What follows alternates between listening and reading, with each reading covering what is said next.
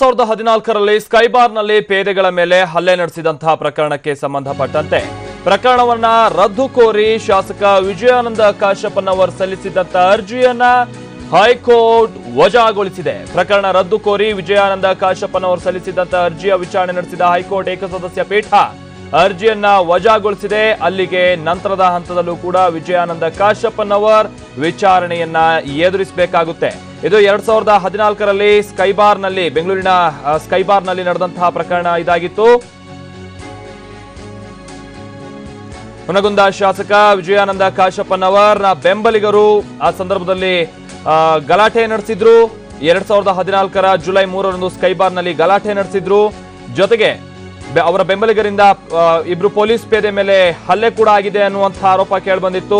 ಕಾರಣ ಅಂತಂದ್ರೆ ಅವಧಿ ಮೀರಿ ಅವರು ಪಾರ್ಟಿ ಮಾಡ್ತಾ ಇದ್ದದನ್ನ ಪ್ರಶ್ನಿಸೋದಕ್ಕೆ ಹೋದಂತ ಸಂದರ್ಭದಲ್ಲಿ ಪೇದೆಗಳ ಮೇಲೆ ಹಲ್ಲೆಯನ್ನ ನಡೆಸಿದ್ರು ಅನ್ನುವಂತಹ ಆರೋಪ ಇತ್ತು.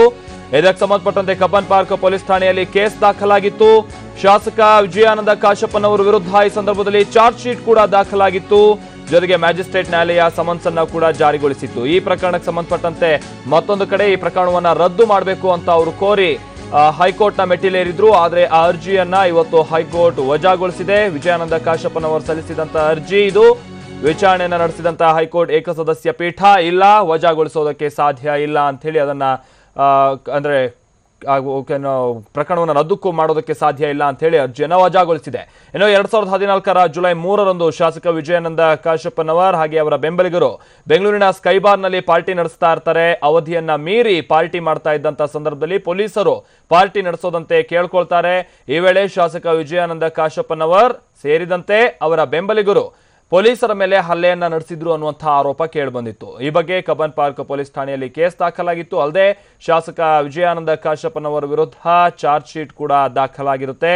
ವಿಜಯಾನಂದ ಕಾಶಪ್ಪನವರ್ ಹುನಗುಂದ ಕ್ಷೇತ್ರದ ಶಾಸಕ, ಬಾಗಲಕೋಟೆಯ ಹುನಗುಂದ ಕ್ಷೇತ್ರದ ಶಾಸಕ ವಿಜಯಾನಂದ ಕಾಶಪ್ಪನವರ್ ಈ ರೀತಿಯಾದಂತಹ ಆರೋಪವನ್ನು ಎದುರಿಸ್ತಾ ಇದ್ದಾರೆ. ಇದೀಗ ಅವರ ಅರ್ಜಿಯನ್ನ ಅಂದ್ರೆ ಅವರ ಪ್ರಕರಣವನ್ನ ರದ್ದುಗೊಳಿಸೋದಕ್ಕೆ ಕೇಳಿಕೊಂಡು ಸಲ್ಲಿಸಿದಂತಹ ಅರ್ಜಿ ವಜಾಗೊಂಡಿರುವಂತಹ ಕಾರಣದಿಂದಾಗಿ ಮುಂದಿನ ಹಂತದಲ್ಲೂ ಕೂಡ ವಿಜಯಾನಂದ ಕಾಶಪ್ಪನವರ್ ಪ್ರಕರಣದ ತನಿಖೆಯನ್ನ ಎದುರಿಸಬೇಕಾಗುತ್ತೆ.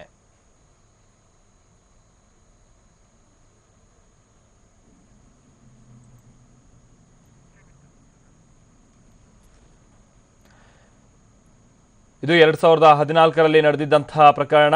ಶಾಸಕ ಜೊತೆಗೆ ಅವರ ಬೆಂಬಲಿಗರ ದರ್ಪದ ವಿಚಾರವಾಗಿ ಆ ಸಂದರ್ಭದಲ್ಲಿ ಬಹಳಷ್ಟು ಕಡೆ ಈ ವಿಚಾರ ಚರ್ಚೆಯಲ್ಲಿತ್ತು. ಜೊತೆಗೆ ತೀವ್ರ ವಿವಾದಕ್ಕೆ ಕೂಡ ಕಾರಣ ಆಗಿದ್ದಂಥದ್ದು. ಜೊತೆಗೆ ಶಾಸಕ ವಿಜಯಾನಂದ ಕಾಶಪ್ಪನವರ್ ತೀವ್ರ ಟೀಕೆಯನ್ನು ಕೂಡ ಈ ರೀತಿಯಾದಂತಹ ಒಂದು ಪ್ರಕರಣದಿಂದ ಎದುರಿಸಬೇಕಾಯಿತು. ಖುದ್ದು ಸರ್ಕಾರಕ್ಕೂ ಕೂಡ ಇದೊಂದು ರೀತಿ ಮುಖಭಂಗವಾದಂತಹ ಪ್ರಕರಣವಾಗಿತ್ತು, ಕಾಂಗ್ರೆಸ್ ಪಕ್ಷಕ್ಕೂ ಕೂಡ.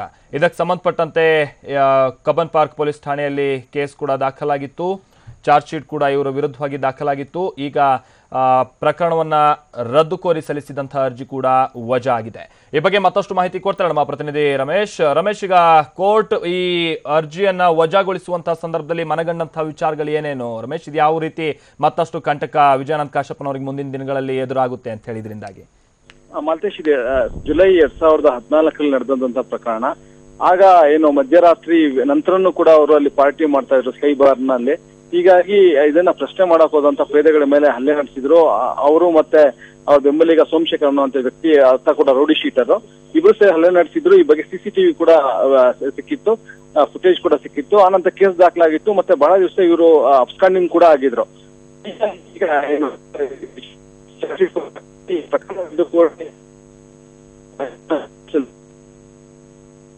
ಓಕೆ ಮತ್ತೆ ನಾನು ನಿಮ್ಮನ್ನ ಸಂಪರ್ಕಿಸ್ತೀವಿ ರಮೇಶ್. ಬಹುಶಃ ನೆಟ್ವರ್ಕ್ ಪ್ರಾಬ್ಲಮ್, ಧ್ವನಿ ಸರಿಯಾಗಿ ಕೇಳಿಸ್ತಾ ಇಲ್ಲ. ಸೊ ಇದು ಕೋರ್ಟ್ ಇವತ್ತು ಈ ಪ್ರಕರಣವನ್ನ ವಜಾ ಮಾಡಬೇಕು ಅಂತೇಳಿ ಅಥವಾ ರದ್ದು ಮಾಡಬೇಕು ಅಂತ ಹೇಳಿ ಸಲ್ಲಿಸಿದಂತ ಅರ್ಜಿಯನ್ನ ವಜಾ ಮಾಡುವ ಮುಖಾಂತರವಾಗಿ ಇಲ್ಲಿ ಮತ್ತಷ್ಟು ದಿನ ಮತ್ತೆ ಮುಂದಿನ ಹಂತದಲ್ಲಿ ವಿಜಯಾನಂದ ಕಾಶಪ್ಪನವರಿಗೆ ಕಂಟಕ ಎದುರಾಗುವಂತ ಸಾಧ್ಯತೆ ಹೆಚ್ಚು. ಮತ್ತೆ ನಮ್ಮ ಪ್ರತಿನಿಧಿ ರಮೇಶ್ ಸಂಪರ್ಕದಲ್ಲಿದ್ದಾರೆ. ರಮೇಶ್ ಹೇಳ್ತಾ ಇದ್ರಿ ನೀವು. ಮಾಲ್ತೇಶ್, ಈಗಾಗಲೇ ಕೋರ್ಟ್ ಸಮನ್ಸ್ ಜಾರಿ ಮಾಡಿದೆ ವಿಜಯಾನಂದ ಕಾಶಪ್ಪನವರಿಗೆ. ಅವರು ಕೋರ್ಟ್ಗೆ ಕಡಾಯವಾಗಿ ಹಾಜರಾಗಿರ್ಲಿಲ್ಲ. ಪ್ರಕರಣ ರದ್ದು ಕೋರಿ ಹೈಕೋರ್ಟ್ ನಲ್ಲಿ ಅರ್ಜಿಯನ್ನು ಸಲ್ಲಿಸಿದ್ರು. ಅರ್ಜಿ ವಿಚಾರಣೆ ವೇಳೆ ಇದೇ ವಾದವನ್ನ ಮಂಡಿಸಿದ್ರು. ಅಂದ್ರೆ ಯಾವುದೇ ರೀತಿ ತಪ್ಪನ್ನ ಮಾಡಿಲ್ಲ ಅನ್ನುವಂತ ವಾದವನ್ನ ಮಂಡಿಸಿದ್ರು. ಆದ್ರೆ ಪಬ್ಲಿಕ್ ಪ್ರಾಸಿಕ್ಯೂಟರ್ ಚೇತನ್ ದೇಸಾಯಿ ಅವರು ಇಲ್ಲ, ಈ ಬಗ್ಗೆ ಸಿಸಿಟಿವಿ ಫುಟೇಜ್ ಕೂಡ ಲಭ್ಯ ಆಗಿದೆ, ಹಲ್ಲೆ ಮಾಡಿದಂತ ವ್ಯಕ್ತಿ ಆತ ರೌಡಿ ಶೀಟರ್ ಅನ್ನುವಂತ ವಾದವನ್ನ ಮಂಡಿಸಿದ್ರು. ಕೊನೆ ಕೋರ್ಟ್ ಕೂಡ ಇವರು MLA ಆಡಳಿತ ಪಕ್ಷದ MLA ಅವ್ರ ವಿರುದ್ಧ ಚಾರ್ಜ್ ಶೀಟ್ ಆಗಿದೆ ಅಂತಂದ್ರೆ ಕೇಸ್ನಲ್ಲಿ ಮೆರಿಟ್ ಇರಲೇಬೇಕು, ಹೀಗಾಗಿ ನೀವು ವಿಚಾರಣೆ ಎದುರಿಸಲೇಬೇಕು ಅಂತ ಹೇಳಿ ನ್ಯಾಯಪಟ್ಟರು. ಹೀಗಾಗಿ ಈಗ ಪ್ರಕರಣ ರದ್ದು ಕೋರಿ ಸೂಚಿಸಿದಂತ ಅರ್ಜಿಯನ್ನ ಹೈಕೋರ್ಟ್ ವಜಾಗೊಳಿಸಿದೆ. ಹೀಗಾಗಿ ಮುಂದಿನ ವಿಚಾರಣಾ ದಿನಾಂಕದಂದು ವಿಜಯಾನಂದ ಕಾಶಪ್ಪನವರು ಖುದ್ದಾಗಿ ಕೋರ್ಟ್ಗೆ ಹಾಜರಾಗಬೇಕಾಗತ್ತೆ, ಜೊತೆಗೆ ಟ್ರಯಲ್ ಅನ್ನ ಫೇಸ್ ಮಾಡಬೇಕಾಗತ್ತೆ. ಇಲ್ಲಾಂದ್ರೆ ಅವ್ರು ಸುಪ್ರೀಂ ಕೋರ್ಟ್ಗೆ ಅರ್ಜಿ ಸಲ್ಲಿಸಿದ್ರು ಕೂಡ ಅವ್ರ ವಿರುದ್ಧ ಸಾಕ್ಷ್ಯಾಧಾರಗಳು ಲಭ್ಯ ಇರೋದ್ರಿಂದ ಅವ್ರಿಗೆ ಏನು ತನಿಖೆಗೆ ಅಥವಾ ವಿಚಾರಣೆಗೆ ಒಳಪಡುವಂತ ಸಾಧ್ಯತೆಗಳು ಹೆಚ್ಚಾಗಿವೆ. ಹೀಗಾಗಿ ಮುಂದಿನ ವಿಚಾರಣಾ ಸಂದರ್ಭದಲ್ಲಿ ಅವರು ಕೋರ್ಟ್ಗೆ ಹಾಜರಾಗಿ ಏನು ವಿಚಾರಣೆಯನ್ನ ಫೇಸ್ ಮಾಡಬೇಕಾಗತ್ತೆ. Okay Maltesh. Okay, thank you Ramesh.